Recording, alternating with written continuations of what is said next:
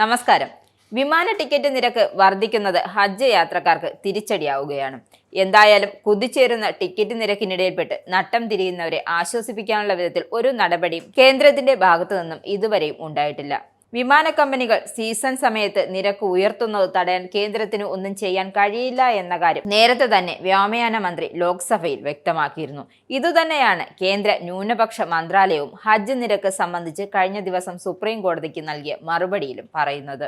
രാജ്യത്ത് ഹജ്ജ് ടെൻഡറിൽ ഇന്ത്യൻ വിമാന കമ്പനികൾക്കും സൗദി കമ്പനികൾക്കും മാത്രമാണ് പങ്കെടുക്കാനാവുക. രാജ്യങ്ങൾ തമ്മിലുള്ള ഉഭയകക്ഷി കരാറുള്ളതിനാലാണ് ഇത്.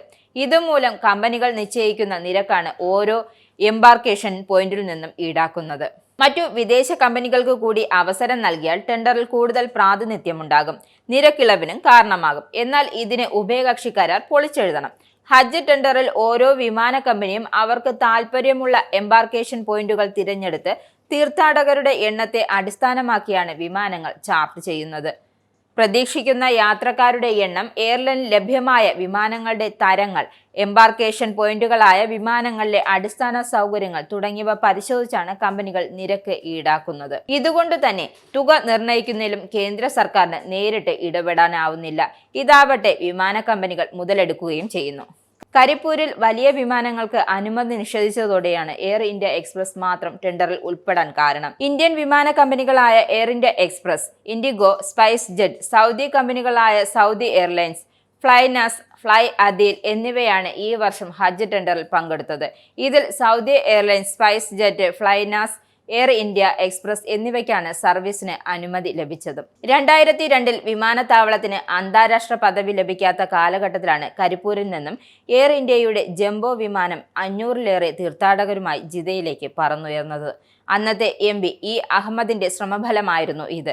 പിന്നീട് തുടർച്ചയായി എയർ ഇന്ത്യ കരിപ്പൂരിൽ നിന്നും ഹജ്ജ് സർവീസ് നടത്തി. 2006 വിമാനത്താവളത്തിന് അന്താരാഷ്ട്ര പദവി ലഭിച്ചതോടെ സൗദി എയർലൈൻസ് സർവീസിനെത്തി. ഹജ്ജ് ടെൻഡർ സൗദി പിടിച്ചെടുത്തു. 2015 വരെ ഇത് തുടർന്നു. ഇതിനിടയിലാണ് കരിപ്പൂര് റൺവേ അറ്റകുറ്റപ്പണികൾ തുടങ്ങിയത്. ഇതോടെ വലിയ വിമാനങ്ങൾക്ക് അനുമതി വീണ്ടും നിഷേധിച്ചു. ഹജ്ജ് സർവീസുകൾ നെടുമ്പാശ്ശേരിയിലേക്ക് താൽക്കാലികമായി മാറ്റി. റൺവേ തുറന്നതോടെ വീണ്ടും ഹജ്ജ് സർവീസ് തുടങ്ങി. എന്നാൽ 2020 വിമാന അപകടത്തെ തുടർന്ന് വലിയ വിമാനങ്ങൾക്കുള്ള അനുമതി കേന്ദ്രം വിലക്കിയത് ഹജ്ജ് സർവീസുകൾക്ക് വിനയായി. പിന്നീട് ചെറുവിമാനങ്ങളുമായി എയർ ഇന്ത്യ എക്സ്പ്രസ് ആണ് സർവീസ് നടത്താനെത്തിയത്. ഇതോടെ താൽക്കാലിക എംബാർക്കേഷൻ കൊച്ചിയും പിന്നീട് കണ്ണൂരും സ്ഥിരം എംബാർക്കേഷനായി. കരിപ്പൂരിലെ എംബാർക്കേഷൻ നിലനിർത്തേണ്ടത് ഹജ്ജ് തീർത്ഥാടകർ മാത്രം ഉത്തരവാദിത്വമാണോ എന്നാണ് ഉയരുന്ന ചോദ്യം. നിങ്ങൾക്കും ആനന്ദ മീഡിയയുടെ പ്രേക്ഷകരിൽ ഒരാളാകണ്ടേ?